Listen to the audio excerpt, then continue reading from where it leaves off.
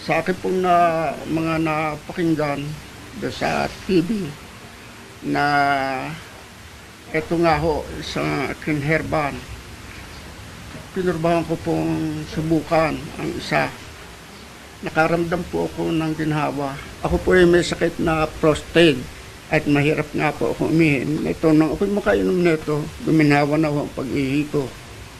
At parang sumigla katawan ko, nawala na yung mga kirot ng aking mga laman dito.